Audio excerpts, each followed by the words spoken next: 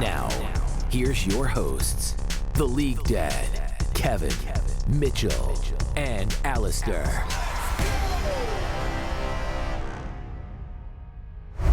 What's up, gamers, and welcome to another episode of the All In Podcast. I am the League Dad, and today I'm joined by Kevin and Mitchell. It's early for them. You can tell Mitchell's kind of just waking up. And for me on the East Coast, it's about lunchtime, so I'm feeling all right. Unfortunately, we don't have Alistair with us because he's working. He's still back in Canada, so he's doing some stuff, earning some money, and that's all good. But hey, look, I'm excited that we're back in any capacity because for a minute there, I thought LCS was going to be canceled, which then we were even thinking in Discord, like, what do we do if it gets canceled? Are we going to become a LEC podcast? What's happening? But thank goodness, LCS is back. So let me just start there. Obviously, they reached some agreements. You guys can dig into that a little bit with what they ended up coming to as far as resolutions go. But how are you guys feeling now that LCS is back up? You know, do you think it was a good kind of come into terms thing? I mean, again, bare minimum, we have games coming up, but, you know, do you think anything really got solved? Honestly, I don't think I'm happy it's back, but honestly, I don't think a lot got solved. I looked at the terms and it felt like a lot of emptiness, honestly. I read through it all, like some of this was stuff that was already determined beforehand, and some of this was just random fluff text. And this is like when you write an essay as a student and you don't know what the content is. So you're just putting filler to put filler in. I think that for the most part, this is the expected result, but I am sad that there is a world where there might have been a slightly better result if Doublelift didn't open his mouth. I know, right? We'll never know. We'll never know, but it does feel like it couldn't have gotten worse than this for me.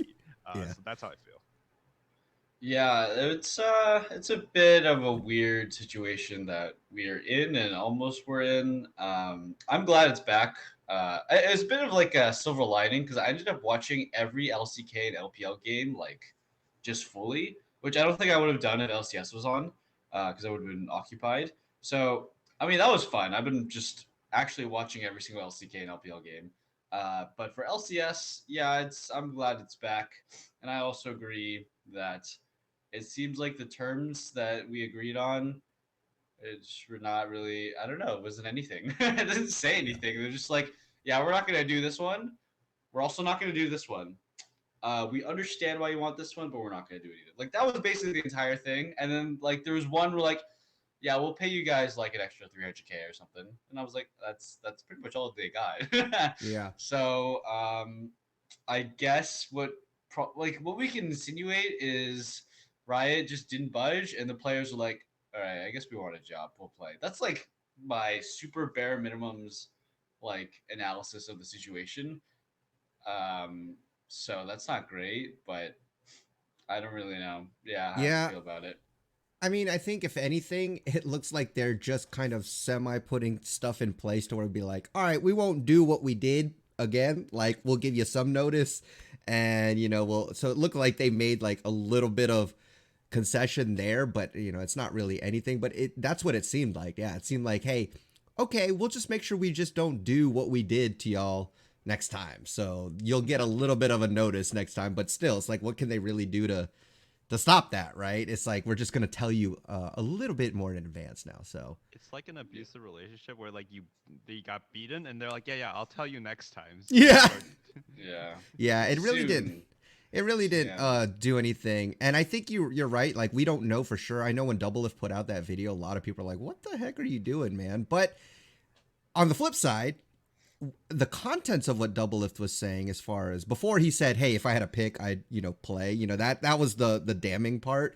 But before that, the actual contents of like what he was saying as far as like his thoughts on how to make the tier 2 scene work. What did you guys think about that? I'm assuming you guys saw the video, but, you know, he was just basically talking about like, you know, he also doesn't feel like teams should have one, you know, but he also didn't feel like, why am I going to be paying people here? Because it's like they can just settle. It's like some people, for them, it actually works better because there's no pressure really.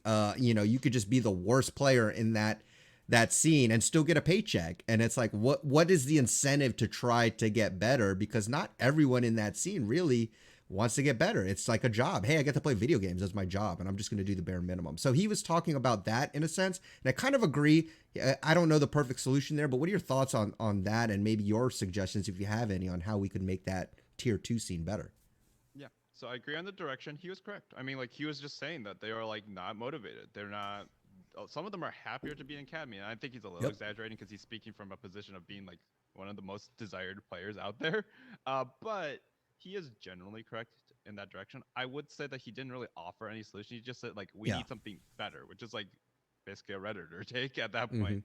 I've already mentioned my solution for the before. It was actually similar to what the LCSPA wanted, which was like add a 1 or 2 expansion slots and have those be like dropping up and down. We don't want the current system because no one's motivated, but we need a way for people to be intrinsically incentivized to actually play, like put teams out there. Like there needs to be an end of the road that isn't just like I hope one of our winners of LCS or NACL gets promoted or like gets like moved up, right? Gets scouted.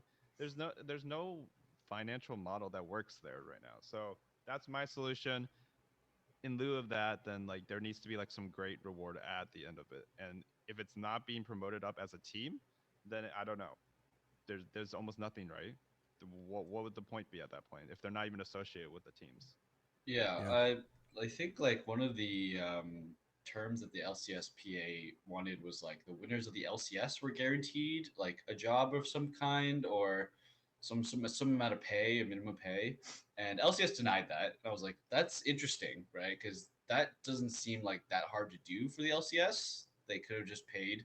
It's guaranteeing 5 people minimum contract pay, which is should be easy, but even LCS denied that. And that is something, I guess they could have done for like academy of some sort, right? Because they also suggested that winners of the academy or NACL got like draft priority in terms of like next year, Mhm. and that also got denied.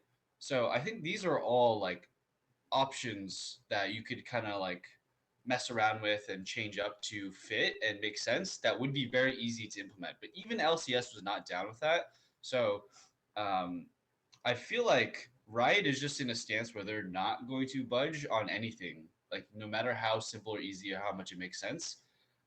That's my impression right now, at least, is that they're not being reasonable. They're putting their foot down and saying we're the boss, kind of thing. So, um, but to tackle Doublelift's idea, like in moving away from just like the idea of like how to fix this relegations, to tackle Doublelift's side, God, that guy's. I just want to make fun of him a little bit. The guy is so tone deaf, and I Yeah. feel like he is totally in a very unique position that no pro players are like actually have ever been in their entire life.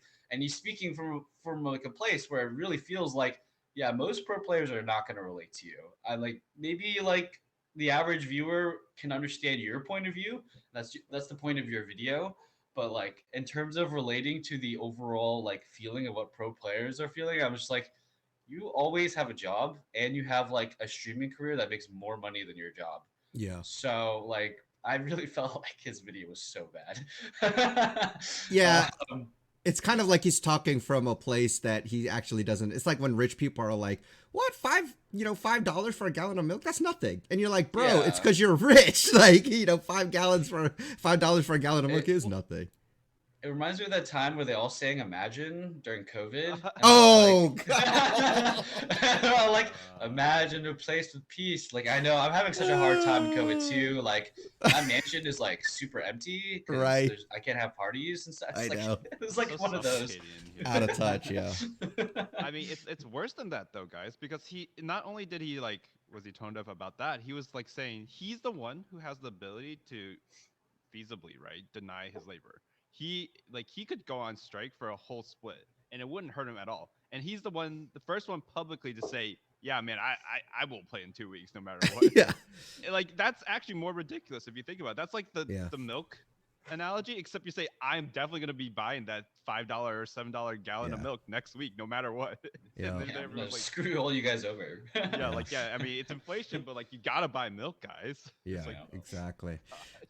Well, I think we've all at least come to, it really does suck for the players, but for fans, it's like, thank goodness, like it's back. I really do hope, like, because honestly, this is already a rough start. We're starting, yes, but this feels like a rough start, and honestly, I don't know, like long term, if this is going to even be good, right? There's just like a sour taste, not just to the players, but even the fans see this, and I'm like, it sucks because it's like, yes, we're supporting the LCS because we love the teams, we love the players, but it's also supporting Riot, which we're just like, Riot, like, you guys are jerks, like, really. And it's They you know, they turned into the bad guys really quick, yeah, like very fast. Like I mean, exactly. it's not like they were ever the good guys, but Yeah. they went from like I don't know, someone you can kind of defend sometimes with some of their choices and their game decisions to be like you could maybe single out one person, right?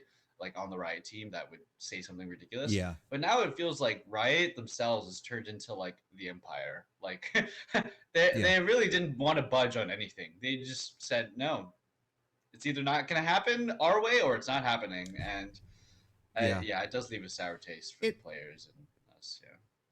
Yeah, it feels like this is another kind of analogy to help maybe frame things, but I know for a long time Walmart, right? They're like the biggest distributor of so many products. And the reason why they could sell stuff so cheap is because they would sell so much product for companies that they could essentially demand what they would buy from the so for example, if it's like dishwasher detergent, that whatever company that is, Walmart would say we're going to buy this for like 50 cents, and you have no negotiation power because you need us to sell your product or you're just going to miss out on a ton of sales. LCS is the only product for League of Legends. Like, they own the game, they own the distribution. There's no other competition. It wasn't until like Target kind of started to creep up in there and grab some of that market share where then Walmart had to kind of flex a little bit. So when you have no competition, when you have no other distribution outlet, like, they are a monopoly, and that's what makes them kind of the big bad wolf that you can't do anything about. You kind of just got to be like, ugh, I guess we got to take it. And even as fans and for the players, like, where else can they go? And so until there's something that competes with Riot or something in place that prevents Riot from doing something, they have all the cards, they have all the leverage. And so I just wanted to add that point. Well, I will say this is slightly less seen take, but like I don't think it's just Riot that's the bad guys here though. The problem is like the teams are the one who initiated this. We would have had business as usual if the teams didn't literally go like, it's actually odd to me the teams get so little flame relatively speaking to True. Riot when the teams are the one who started this shit show. They were the ones who were like voting to get rid of the NACL teams. So I kind of get if you're Riot, right? And they don't have a commissioner, so they're like, somebody probably at Riot's like, hey, dude, I could put on my resume, we saved millions of dollars or blah, blah, blah, and raise profitability, whatever. But Riot's probably mad too. They're like, the teams are the one who told us to do this. We said yes finally after being the ones who were blocking this for years. Mm-hmm. And then the second we do it, we get all the shit. And then we get all these demands from the players, some of which are like pretty unreasonable and just stupid. And we're just sitting here like, well, no, of course not. We can't do this, this, and this for these reasons. And the teams are just silent about it. So I do think Riot handled it about as badly as you could. But at the same time, I get it from their POV. It's like the teams got so little flame for how poorly they handled this. Yeah. No, fuck, the teams are bad too. Yeah, the teams starting this whole situation, the teams poorly handling the money. I mean, we talked a lot about this on the last podcast. This was like a cascade of a decade of problems, essentially. The choices that teams, Riot, and players all made led to this happening, and there's a lot of laziness that led to it as well.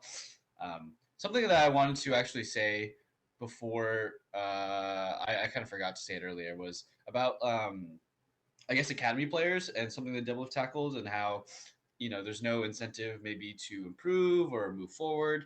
And I think there was like a big problem that has also been mentioned before is that players in academy were also getting paid sometimes like $500,000 and stuff like that, or like a little less or a little more. And that aspect seems so easy to fix and tackle that like I'm surprised they didn't tackle that part of the problem before just getting rid of the entire system in the first place. Like, there's a lot of like these little steps that could have made a big difference, but they decided to just axe the entire thing. Like, it also feels like that's what happened with LCS and the Players Association.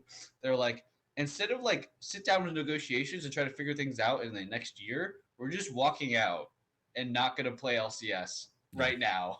Like, so everybody, including Riot, including the players, including the teams, right? They just went nuclear. That was their first option. They didn't say, hey, instead of getting rid of the academy system, let's just all play our academy players minimum salary. Or instead of us walking out of the LCS and not starting, let's try and discuss and maybe have a discussion that evolves over a year or something.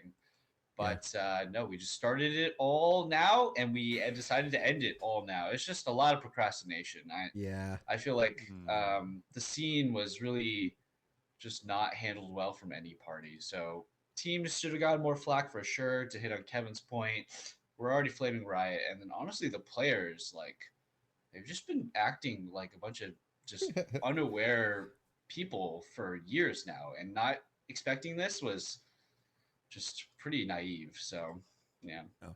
Yeah, what would you expect from the league community? I mean, honestly, like this was a whole new talk about growing pains. Like this is part of the growing pains, even though we've been here over a decade. It's like this is a new thing, right? And we're definitely feeling the repercussions of that. I think we've kind of hammered that point home.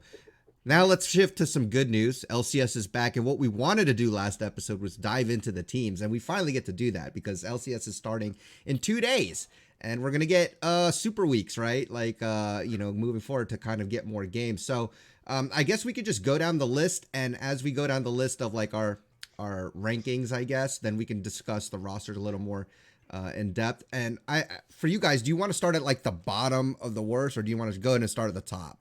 Maybe it's more exciting to start at the top. I don't know. What do you guys think?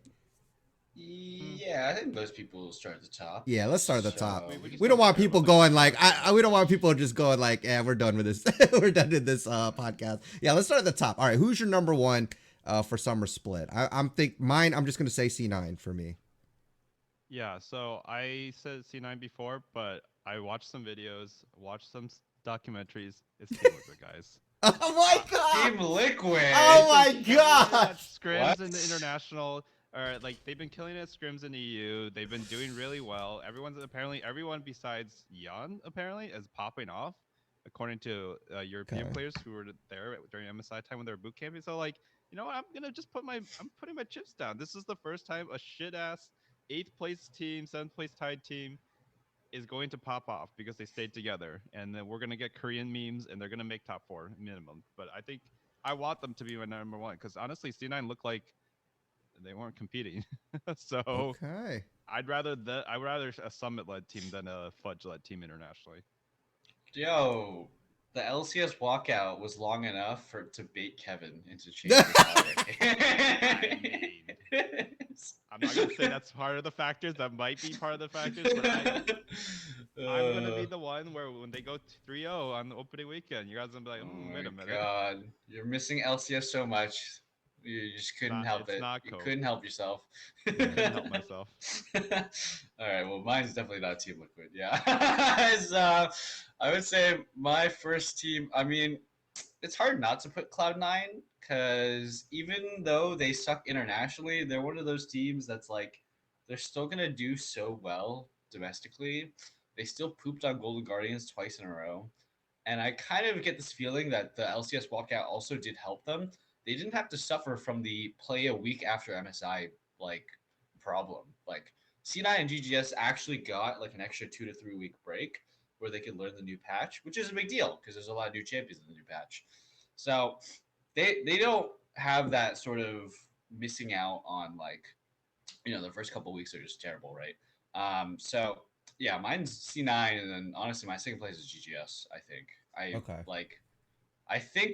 our MSI representatives should be the best. I would be really disappointed if they weren't. Yeah. So I'm gonna go with that. I think too if you look at C9 GGS, that's my top 2 as well. Alistair also had C9 as his first, but we look at, for me, again, returning rosters also plays a big factor for me. And so Team Liquid, Kevin, I do think you have some merit in what you're saying. I can't believe you said first, but still, they do have a coach too, right? They actually have I don't know did you know who their coach is? I know they got a new coach, right? Yeah, Rainover. See, so a lot of experience there. So, if what you're saying is true, then I can see the merit in that for the fact that they've had more time to play with each other. But same with C9 and GGS. So I think C9 still, like, GGS might be a team that can beat every other team, but I think when it comes to Cloud9, I just feel like it's a matchup thing, and I think Cloud9 will beat them every time, no matter what. So that's why I have them as 1 and 2, but I still think those 2 teams, no roster changes, were really good, got MSI experience, so that's where I'm keeping them as my 1 and 2. Yeah, Yeah, go and ahead. it's still Enchanter meta, right? So both of their supports are really, Yeah. really good in the Enchanter meta, and I think that of the teams that played, I mean, in LCS, they were the best at Enchanter meta. Like every other team struggled. Like definitely the top teams that we're gonna be thinking about, 100 Thieves, NRG, even Team Liquid, right? They all struggled with Enchanter stuff. Mhm. Also, I will note that never mind, I forgot.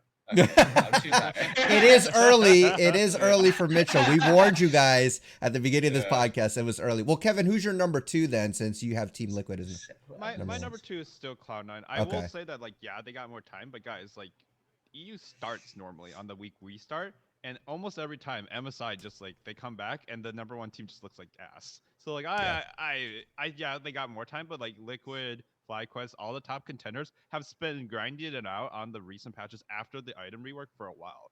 C9 has to come back, get jet lag fixed, and then take a little bit of a break, and then actually go straight back into it. They're still down like probably a week of really good practice or two, and like they're down many weeks of actual on patch practice because they had to grind in tournament realm only. So I would say in the beginning, like they should be second, but they're gonna look a little shaky. Okay. Yeah, that's Yeah. fair enough. Okay, then who so I have FlyQuest as my number 3. Uh Kevin, who's your number 3 cuz do you have Yeah, Golden I have Guardians a or close FlyQuest, dude. They Okay, they upgraded FlyQuest. so Okay. hard. The Yeah, Alo they was did. super struggling, and they still Mhm. almost got second place, or they were contending, and they upgraded to Vulcan. So like even though I don't know Vulcan's Enchanter patches, they're okay. Yeah. But like I still think of him as a playmaker as well, but he's still much more consistent than current Alo. Okay. Yeah. Well, I I have 100 Thieves third. Wow. Okay.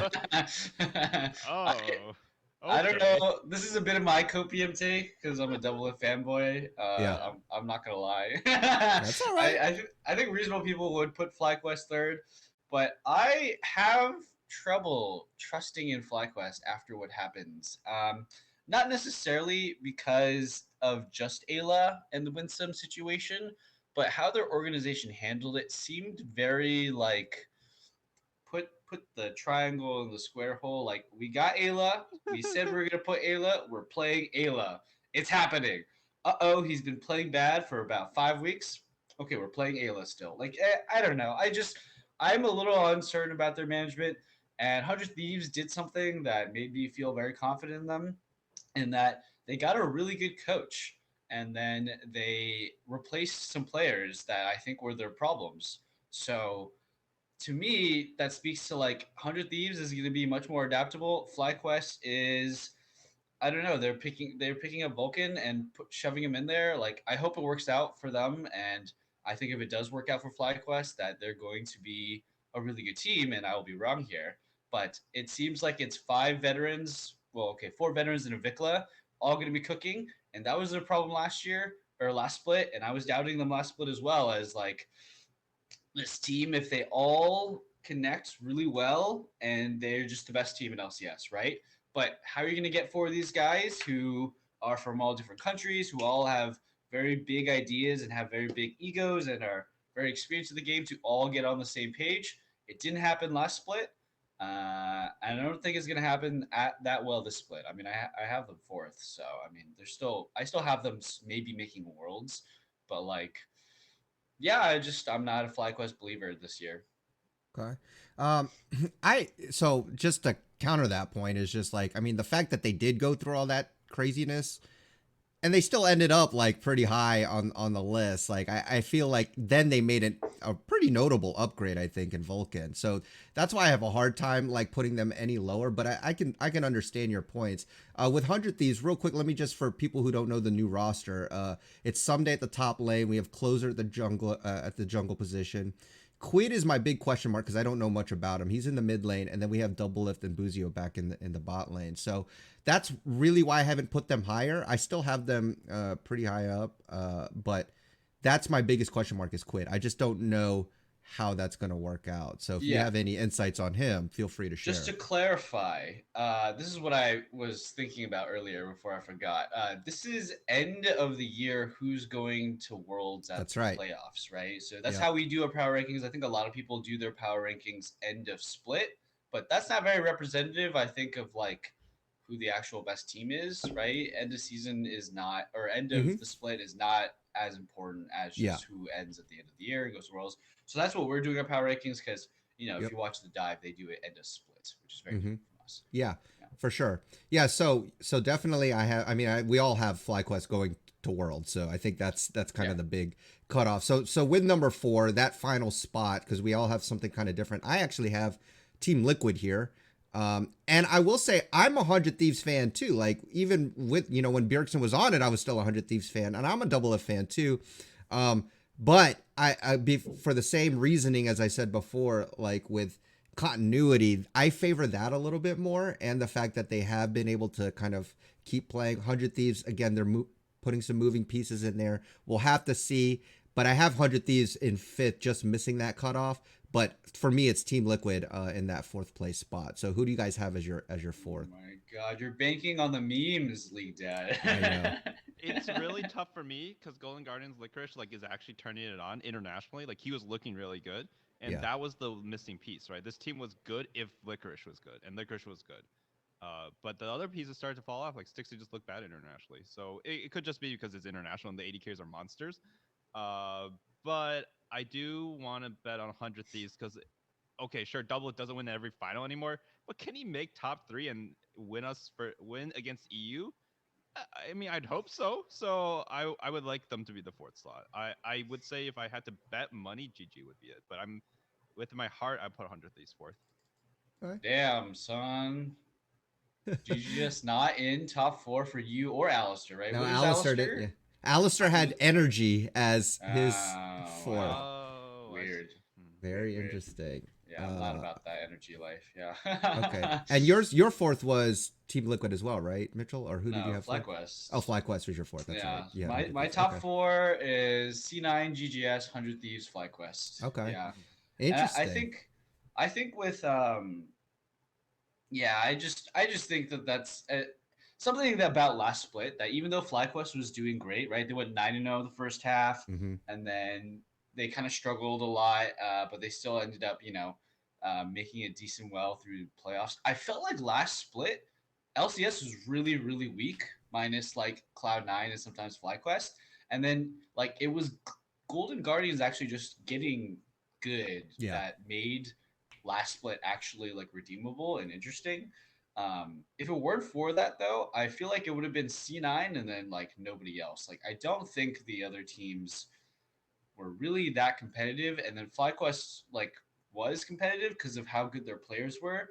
But like every other team felt like they were just trying to get their shit together. They had no idea what they were doing. They were lost. They had too many new players, too many new pieces.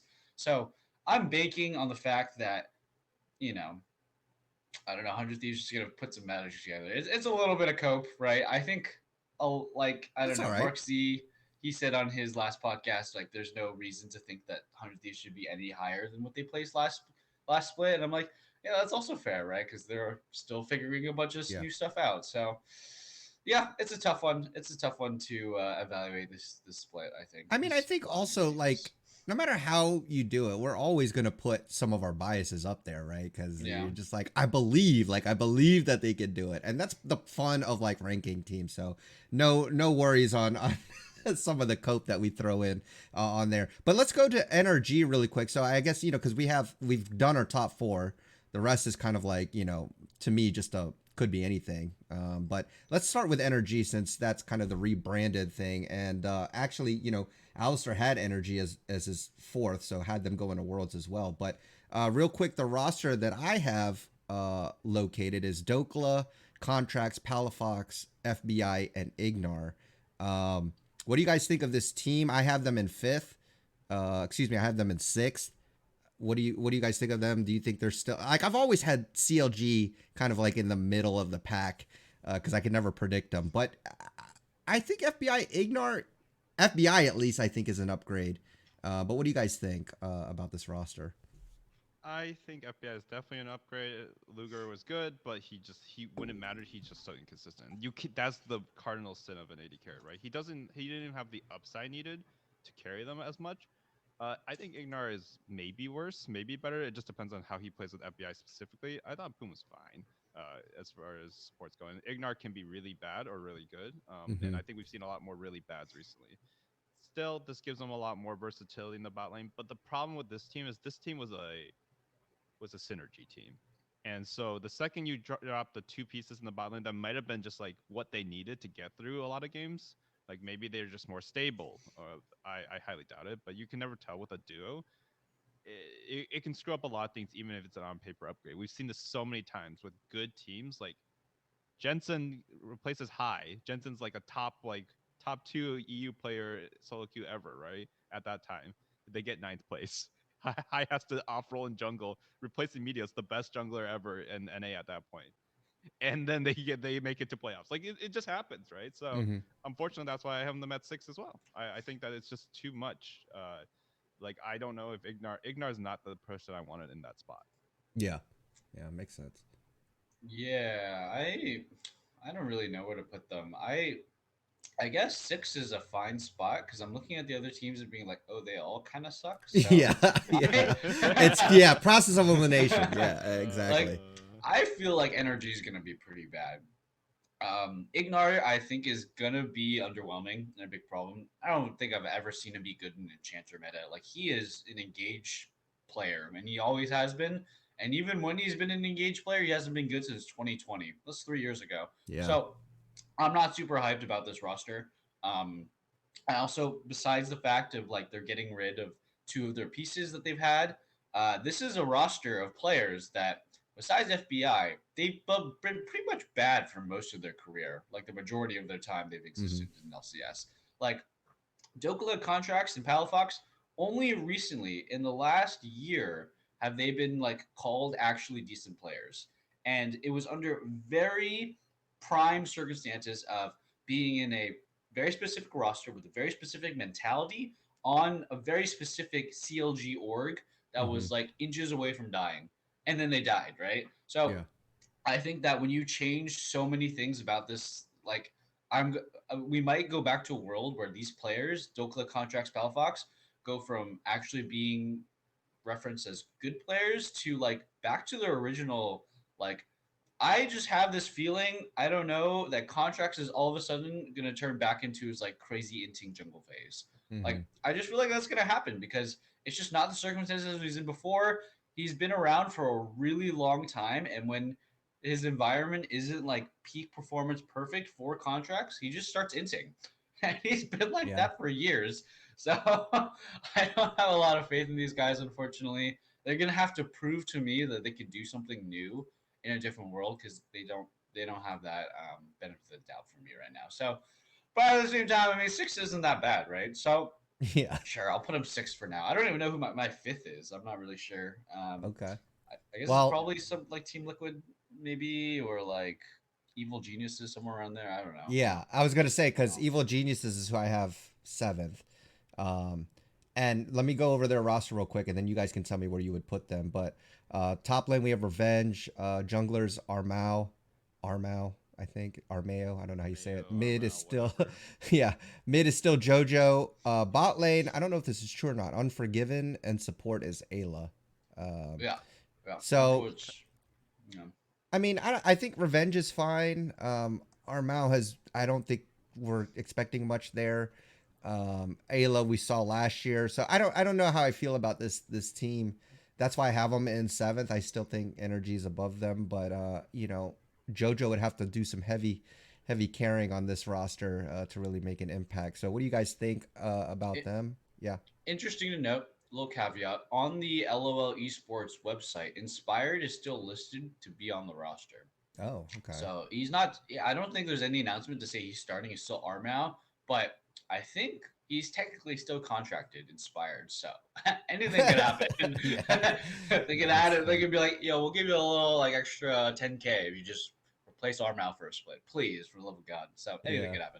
could happen. Yeah, if Inspire was still here and like guaranteed to start, I would definitely be ranking him higher. However, like there's just too many question marks. I think Unforgiven's actually going to be probably a top tier 80 carry here, like a top 4, top 5. Like he will be competitive. Alo might be good with him in conjunction because there's not like the language gap there either. But Armeo, like he peaked when he lost 2-3 for Team Liquid as a sub in. Like that was the best I've ever seen him play, relatively Mhm. speaking. And even then, it was like he was like not good. He was just good enough to get them to game 5, right? Revenge has never had a stable team around him. I think the most exciting part about this team is that this is Jojo Pion's team now. Like he Yeah. gets to call the shots, assumedly, right? Like no one here has the name brand slash the time in the scene as he does, and it was weird to say because he's kind of just a second year player at this point. So I want him to be able to call the shots. I want him to make Armeo his summoner spell, and I want to see what that becomes, right? So I could easily see them beating NRG, but on paper they shouldn't. There's just too many question marks, and it really hinges on JoJo and their bot side. If they can get anything together, I don't even care. Armeo can just farm jungle and just be pulled around like a friggin' summoner spell, and Yeah. that's all they need. Yeah, And I think I want this. Revenge to have a good team for once, Mm. because I've only heard good things about him from all the pro players. But like at some point, I need to see it consistently happen and not just like flashes of brilliance. Yeah, I've casted a lot of doubts about Revenge too. I mean, I want to see him on a different team that's not Immortals and see him do something good. And I also have heard that players talk highly of Revenge, but I've just been a doubter. Like I always feel like his main problem is he doesn't know how to interact with his team. Like he can get leads maybe in lane, and he can maybe have a slightly wide champion pool, play carries. But for the most part, I am not that excited about Revenge. I do think that this team, though, I think JoJo is going to have a good split. I think he's going to be in a little desperate, a little wake up cally, and like actually play compared to last split. Um, and I actually think this team's probably going to be pretty good in the early game. Like they're probably going to be fairly competitive in the regular season, and they're going to probably fall apart in playoffs, is my guess. So they're going to be higher ranked, I think, in the regular season, just because they're going to have a really solid 15 minutes. Because I think Armao is actually a good early game jungler, great early game pathing. That's what he's been kind of good at before. I think JoJo's still going to be one of the most insane laners, probably have the highest CS differentials and good laning stats in general for the first 14 or 15 minutes. And Unforgiven has really good mechanics. I think this team's just going to fall apart when it gets to like mid game macro, and they're just going to like. It's going to be. I think we're going to see a lot of those like Team Liquid stuff that happened last split where they get ahead, they're up, they don't know what to do, they lose the game. Yeah. That's so true. I think we're going to see a lot of that, and I don't think it's going to go away anytime soon. That's my guess. That's just what I feel like when I see these players. So yeah, I mean, 7th is fine, 5th is fine too for these guys. It's all kind of like they could jump around. Like Yeah. it's going to be up like what their matchups are in playoffs that are really going to determine it. But they're all in the same kind of hodgepodge thing. Yeah, and I think with 5 on down, I think it's again, for me it's more interesting to see what players kind of overperform or which ones take us by surprise, cuz you're right, this is like the spotlight already was on JoJo, but I think to see it now where you're literally like there is no Inspire, there is no Danny, like you are the center of attention. How do you handle being like the superstar on the team? Like, are you going to be able to carry them and really shine and prove like, yo, I am legit, I am worth it, you need people to back me up because I will win? Or he could crumble, and I hope that doesn't happen, right? I don't think it'll happen, but you know, people handle situations differently. I mean, we saw you know what can happen when you're kind of left, you know, Spica, for example, when he was left to his own demise at TSM, it was kind of like, oh gosh, this needs some help. So anyways, all right, so that's EG. The next one I have on my list is Immortals. So their roster is Solo, Kenvi, Bolulu, Tactical, and Treats. I mean, and the only other two are TSM and Dignitas, so it's not like I'm putting a lot of weight into Immortals here, but you know, we saw some good things about Bolulu. Kenvi, I still think is unproven, but I'm still banging on the fact that he was so good in Academy, and maybe a shakeup might help. I'm a big believer still in Solo, not so much in Tactical, but again, it's like very minute details here. I'm really just interested to see the Bolulu show and see if that actually does anything. But what do you guys think about Immortals? Treats, man. He gets thrown into a shit show of a walkout into and also into a team like this. Like This is really bad as a comeback for a player who was like decent when he was on TSM and Yeah. okay when he was on. Wasn't he a jungler at some point too? He like jungled in EU for a split or two. Yeah. So his career's been kind of up and down. Honestly, I think a lot of the positive feelings about Treats recently has just been because he's been pretty well liked on a lot of co-streams, and that doesn't make you a better player, guys. Double Mhm. F, I really enjoyed some of his co-streams, and I really did enjoy some of them, but he came back and he was still like good, like actually quite good, but nowhere near as good as like the feelings around him were. So unfortunately, this team's like their high notes are Solo and Bolulu, which is actually not bad, but they're under the organization Immortals, which like Dignitas is like a -2 in the power rankings for me. So like I have them like at 9th. Okay. Yeah. Yeah, Okay. I mean, I think League Dead happened at 8th, right? So Yeah. there's- At an 8th.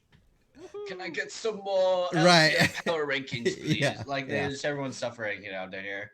Yeah, I mean, Kenvi, like, I actually think this is going to be a better situation for him not having Revenge as a top laner because Solo is just perma weak side, right? Just tank Nudie, Cho'Gath, Scion, Malphite, right? Like Mhm. every game. So I think this is going to be better for Kenvi in that he'll get to maybe play some carry junglers because he's one of those players that cannot play a supportive tank style. Like his Maokai Vi is like it felt like a worse version of closer where it just was not happening. And then the games that Immortals actually won last split were either off the back of Bolulu, like 1v9ing, or it was actually Kenvi on a carry. And then they just actually kind of like snowballed the early game and did stuff that was pretty good. Like it was on Kindred and Graves, and then maybe one more carry that I don't remember. But like that was the only time Kenvi looked good in the past year or two years Yeah. almost, right? So I hope that you got a weak side top laner, you have a slightly more stable mid laner. This is your only time, right, to prove. Otherwise, I think you're. I mean, his career's already toast, maybe, but like his career's, if he has another bad split where Mhm. he doesn't show like any sort of life in the jungle, I think it's pretty doomed for him. Like he won't Yeah. have a job next year. So this is it. You gotta be like, yo, coach, I suck at Maokai. Please just give me Wukong and Graves and Kindred. They're strong in the meta right now, right? Yeah. In solo queue meta, at least for Graves and Kindred. But they're not being played in pro play. So I imagine I'm saying all these things and we're still just going to see him on Maokai. So, because that's what's OP in pro play, even Yeah. though Graves and Kindred are good in solo queue. So, I mean, I think Bolulu is decent, right? He has a very niche champion pool, so that is both good and bad. But honestly, it's enough in LCS, right? Yeah. Like, it's enough in For sure. LCS to like hang out in the bottom ranks. So, I think this team will do okay. I think it'll do better than what other people expect, but then when you realize where they are in the standings, it's about just right. Yeah. Yeah. All right. Well, my 9th place team, and purely for nostalgic reasons, is TSM because we have Hanser and Wild Turtle on that roster, along with Boogie. Mid lane, I don't know if it's Ruby or Phoenix. I know they have. I think do it's they like confirm? either because they're Either, like okay. one of them is the sub, but like honestly, with the way they play, like Yeah. it's very hard to tell who's gonna start. Exactly. So there's a third guy that got rumored too. I think is there? to be on their Ooh. team. It was an academy What, guy. is it Reginald? For one last Blue card trip TF they baby. had Hey, out. Oh, dude, that would be insanity. so funny if he came back. He's like, yo, Okay, this is our. okay. That would be funny if he came back. I mean, I'd be down for that. I was too. hoping when like we were gonna like have the scabs come in, we would just have Yeah. all the freaking CEOs play against each other. Duke it out. I still Yeah. want that timeline. Heck I yeah. wanted Hotshot to like jungle for Reggie and just like see With the Nidalee? shit show that would Yeah. ensue. Oh man, that would Give have me been some jungle awesome. Nidalee from Hotshot. Yep. Give me some TF. Blue card Yeah. TF, yeah. Blue card TF. Let's go. Yeah, I think it's Insanity is also rumored to be TSM's Oh, mid laner. okay. So we don't Yeah. know who it actually is going to be. Either I don't way- think even TSM knows. Yeah. No, they don't know. either. Either way, it doesn't matter. I mean, Chime is their support, but I have them 9th and not 10th because I want to see my boy Turtle and Hanser do well. You know what I mean? Yeah, Like that's so since that's they it. didn't show up, yeah, I mean I have TSM 10th. This is Hanser's like actually Turtle looked good actually, Yeah, at the okay. end of last year, but like that's like relative to everything that was burning down around him. I think that Boogie's fine and Chime is okay, but Hanser is like bad. He's His back. he wasn't even looking good in academy, and it wasn't like the kind where I was like, guys, some players just phone it in academy, they'll look good on stage. I haven't seen Hanzo look good in years, at all. So yeah, I'm sorry, man. Like I want you to be good, but like this just isn't it. And then Phoenix, like they revived the name Phoenix. Like I didn't think he was still a pro, guys. I thought we already said his eulogy at some point. I thought But it was a apparently different not. Phoenix at first. I was like, is there a new Phoenix? I didn't realize that he was still playing. Yeah. At the end, Phoenix wins. Yeah. Or actually, Yeah. Phoenix won. Actually, really, he's just coming back, and this is their swan song split. It's very strange to me. Ruby was terrible in EU, and that does not make him good here. We did this with Blue before, guys. Like he must have been. He must be here on like LCS minimum. Like I don't understand. Yeah. So this team is 10th for me. Yeah, yeah, I think the only redeeming factor of this roster last split and the split before was Maple. He was like by Mhm. far their best player, and how he worked together with Boogie was like decent. You know, they're decent mid jungle, and they were seventh, and they were not good last split. So I think when they lose Maple and they replace him with either Ruby, Phoenix, or Insanity, I don't have any. Like Insanity is a player who's been in an academy for a long time. He's been back and forth between academy and LCS, and he just hasn't had it in him. He's never had a chance to be on a good team. He's never shown anything when he has showed up in LCS, and unfortunately, this is not the like he's just here for a paycheck, I guess, because TSM's gone next year, right? So, unlucky for your amateur career, but I hope this Insanity does something interesting. Yeah. Yeah. All right. Finally we have Dignitas. The only one I don't know is a support. So we have Rich, who he played a different game, didn't he? He was the who's- HOTS faker, dude. Oh, okay, yeah. Yes, So we- Rich, We've heard. that's this. interesting. I don't know much about him, but he's top lane. We got Centauran, Jensen, Tomo, and do you guys know who their support is? Because I couldn't really find Every it. Okay, so website just says TBA. Like Yeah, so- there are so many incomplete or know. TBA rosters this year. I can't Yeah. believe it. It's been 2 weeks of walkout, and we still don't have complete rosters on one website. Not Leaguepedia, exactly. Nope. not Dexterra, not anything. Oh, Yeah. it's Diamond. Diamond, according to the Lowly Sports website. Oh. Diamond. Okay. Well. Yeah. Anyways, I have them 10th. I mean, that's all Sure, yeah. somebody has to be 10th. They could be 8th, 9th. I don't know. I have him 8th. It's Santorin Jensen, and yeah. And honestly, Rich wasn't even that bad. Like he was on a team with Rookie before. They almost made Worlds and like were actually a top 2 contender up until they blew up in playoffs. This guy was actually the #1 top laner for like a patch or 2 in LPL, and that's all I need to know to make sure that you're not a 10th place top laner in LCS. I don't care how much you've fallen. You Right. can't possibly gotten that much worse, right? So I think that's enough. Tomo's actually was pretty okay as far as Academy years goes, and he's not Spawn. So all of that is enough to make him 8th, and get a random 1 or 2 upsets out there. But it's 8th place, guys. Ooh, Mm. Yeah. the Dignitas I don't special. even have Dignitas anywhere. I just don't know what this guy is. Not even placed. I don't even care. Yeah, they got Rich. He's here for a quick paycheck before he Yeah. retires. Like, it's you so go. obvious. I feel bad for Jensen Santorin, but hey, this is what happens when you sign with Dignitas. You had no other options. I mean, I'm sorry. Like, that's kind of sucks, man. Like, I wish a better team signed Santorin and Jensen because, like, they got to get out next year. Mhm. They have to get out or their career is very, very doomed because there's no academy to sit and hang out and wait, Yep. right?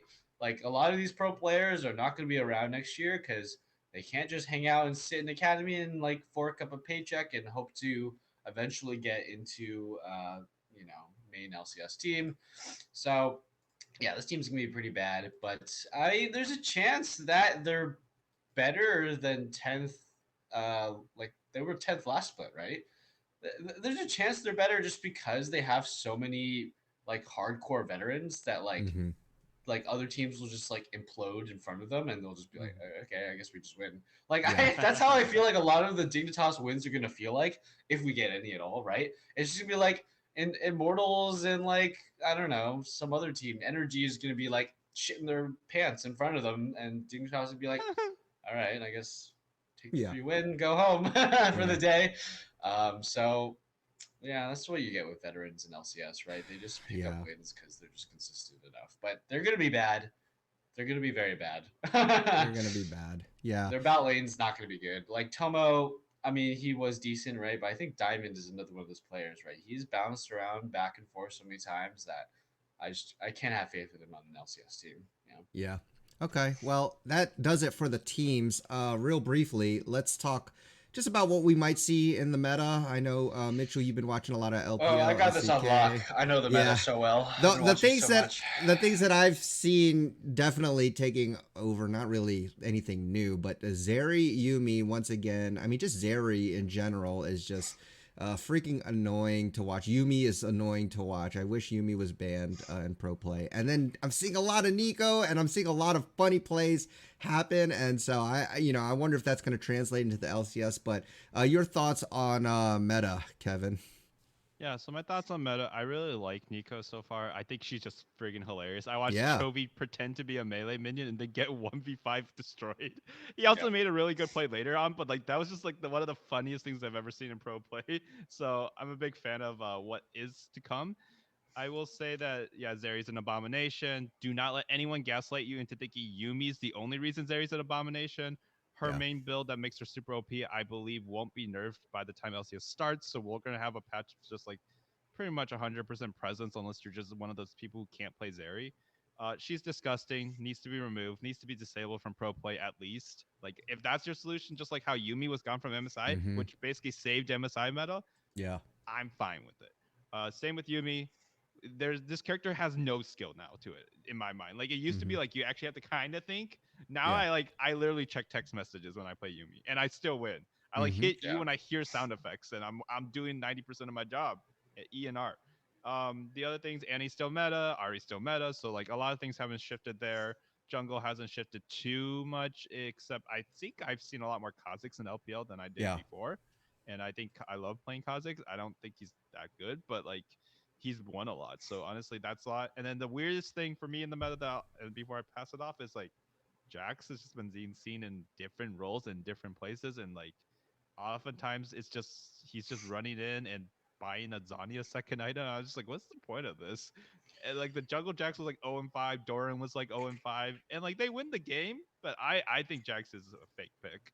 I think he's only there because he has a good matchup into a few of the top laners that he's being picked into, and they're trying to flex some jungle. But like jungle Jax was not it, dude.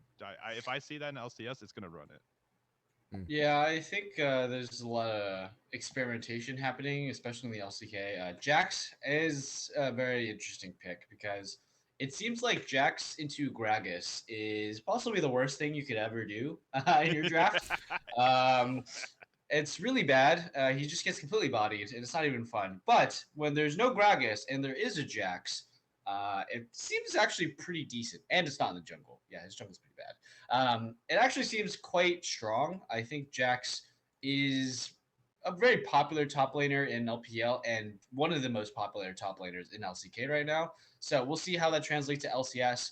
I feel like the Asian top laners just can actually team fight on Jax, and I have never ever felt that about a Jax player in LCS. So I think we might get a lot of emulating of the Jax, but it's gonna look way worse because we don't have the insane team fighting plays that the Asian top laners do, even when they're behind on Jax. And that's something that I'm not expected to hear, right? You're picking Jax to make team fighting plays, but that's what they're doing in LCK and LPL, so it's pretty weird. And they're not like splitting, right? They're not winning lane. They're not dueling with the side lanes. They're just team fighting. Super weird. They are building first item Hullbreaker and then going to team fight though, and sometimes, they're doing that with Gnar as well. It's been pretty weird in the LCK and LPL. Other stuff, right? Zeri Yuumi, Zeri Lulu, whatever. Lucian Nami is still a pick.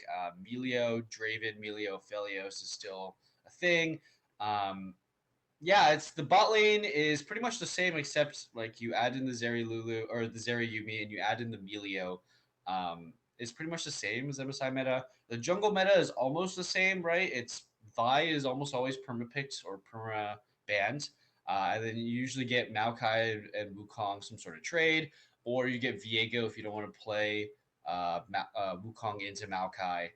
or sometimes you get a Sejuani, right? It's like we've had a little bit of interesting stuff with Danwon where they will flex the Scion into jungle, Scion jungle. I mean, they almost perfect game DRX with it. So there is some experimentation, but for the most part, it's the exact same MSI meta, right? It's like top laners are almost the same, right? Scion, Malphite, Jax, a little bit of Gwen, right? And then mid lane's almost the same. It's Ahri, it's Syndra, it's Nico's the newest pick, Annie, Lissandra, right?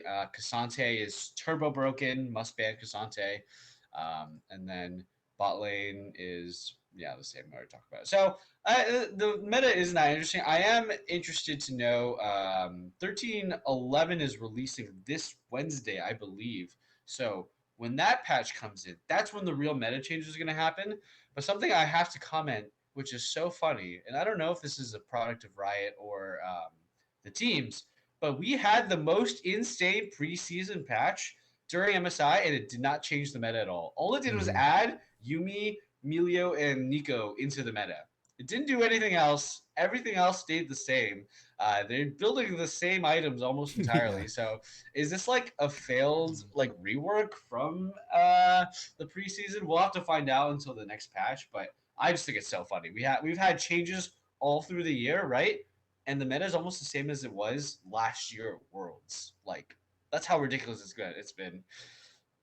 I think we've entered the reality where pro players just realize that these patches are just such small shifts that it doesn't matter. Like, yeah, they get nerfed, but things around them also are getting nerfed. So they're like, yeah, I'll just keep playing it. I'll do it again. I'll keep doing it. You can't stop me. And like, I think it's just a mind shift. Like, I think that Riot has made changes. And like in solo queue, you do see it reflected to some extent that people will be playing new stuff when it's buffed or whatever. But it just doesn't make its way to pro play because it's just not necessary, right? Until someone from a very good team proves that you can just play whatever the hell you want that's like really good in that patch and people are actually putting time into it, well, why not just keep spamming Ophelios theory, blah, blah, blah. Jinx did get nerfed, though, I think. So Jinx got nerfed. She's, I think, I don't know, is that 1310 or 1311 her attack speed got nerfed? That pretty much removed her from the meta completely because it was such a big nerf. She lost like 2 or 3% win rate or something like that. So, Yeah, I always think there's got to be at least a minimum threshold of like difference in win rate or whatever in pro play for it to actually stop being used because they put in so much time into it, right? And if it's not going to be that, if it's still within that threshold of like it's still good enough, like then I think they'll keep doing it because they rely a lot on comps and synergy and you know what they practice together. So it really does have to be worth it for a champ to be brought into the pro play meta. And so far it looks like none of the item changes or patch changes has done that enough to see really fresh stuff. So it'll be interesting. And LCS does pretty much copy what we see. So we'll probably see the same things that we see over in LPL and LCK. But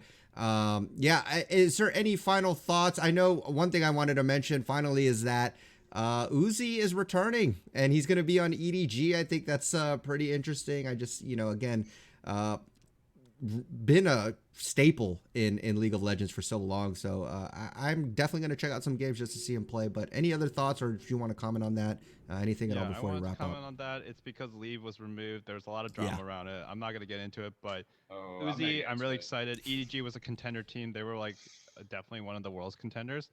And like, I don't even care, man. If Uzi is just like 80% Uzi, that's all I need, man. I just need to see him come back and actually like just bring some spice back because there are a lot of good players from China. I think Knight would probably be the superstar player from the LPL region right now that's like super hot, but there wasn't anyone with like the kind of star presence that Uzi had for so long.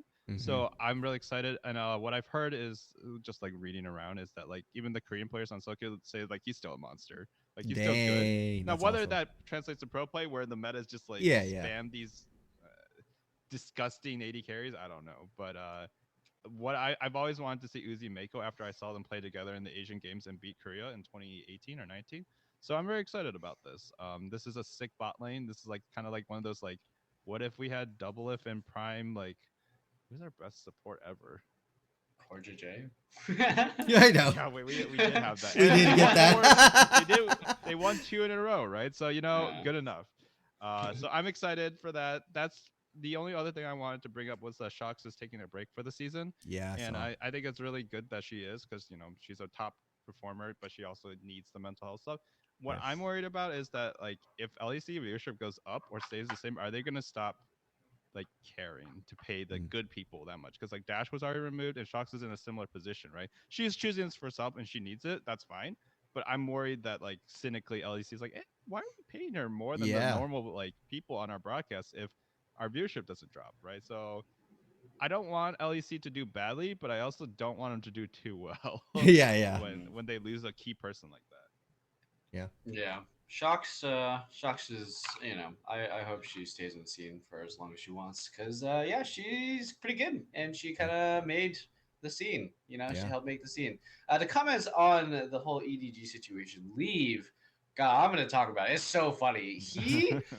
The reason he's getting kicked is because he's a rookie player, by the way, right? This is his first year replacing Viper. He got kicked because he made fake burner accounts to go flame his jungler anonymously. That's some league awesome stuff right there. That is hilarious. That is like the most sadist ADC player ever. Like, that is some good shit, guys. Like, this is why League is the best game of all time. All right. That's so now funny. That the cat's out of the bag, I need to bring up myself. Why are the psychopaths always the AD carries, guys? I don't know. It's so Vasily, funny. Like, punched his monitor, broke his keyboard, like beat up his girlfriend. We have so many stories. Forgiven is like just an actual psychopath. We have so many stories that are specifically AD carries, like more than any other role combined, of just like crazy people in that role. I'm just saying, guys. Alistair. Alistair. Yeah. Alistair's the imposter. We found him. Yeah. Yeah. It's freaking funny. It's too funny, actually. Like, to be in the situation where EDG's like, well, our ADC is a psycho. We gotta kick him, obviously. So let's get Uzi. Screw it. Before they can get Uzi, they have to play their academy ADC, because Uzi is like contract stuff and whatever. He's not legally allowed to play quite yet. And they get a guy named the Snake, not Snake. Yeah, the Snake. The Snake, to replace their former world-class ADC of Viper. Viper. Like, how do we end up in these timelines? Like, it is just a meme. It's just funny. Like, it's not. There's no analysis. It's just funny. Like, why is he named the Snake? And he's under Viper. I just think that whole EDG, and then like the Snake play. They played against, I think, JDG, and they got absolutely freaking steamrolled because their team's in shambles. But that is hilarious. Like, imagine being Leave, a complete rookie, having a pretty decent first split, barely not making it to MSI, and just saying, you know what, it's my world championship jungler. He's the one at fault. We're gonna just make burner accounts. Like, what is going through his head? Apparently, Uzi years ago told Leave that he had the potential to be the best ADC, but he just had to focus. He just had to stop going out with girls and stop drinking and stuff. And I don't think he took his advice, because he made it to a main team and he just, he couldn't keep his shit together. Uzi took his spot. I think it was actually earlier this year is what I heard. But I mean, who knows when it was, but it's just hilarious that it just works out that way. So many storylines there that this is just like, it's just a freaking S tier drama, right? Like, I think it's so funny. It only happens in League. Yeah. LPL always looks at LCS drama and they're like, wait, we can do better. Yeah. Hold my beer. You want drama? I'll show you drama. That's pretty funny. Yeah, I just want to see one time. Vayne. Uzi Vayne. Let's go. I just want to see it one time. I don't even care if it's meta or not. Dude, you're going to see Uzi on freaking Zeri Lulu going. Bah, bah, bah, bah. Oh, gosh. Okay. Well, I think that's, and on that note, let's please end with Zeri Lulu. That's going to do it for us. Thanks again, Kevin Mitchell, for the podcast. Again, glad to be back. I know we had a little bit of a break, but now we're into it, and I'm ready to see all the action. We're recording this on a Monday, and LCS starts this Wednesday, so be sure to check it out. But until next time, enjoy your climb on the Rift. Try not to be too toxic, and we'll see you all in the next episode. Peace.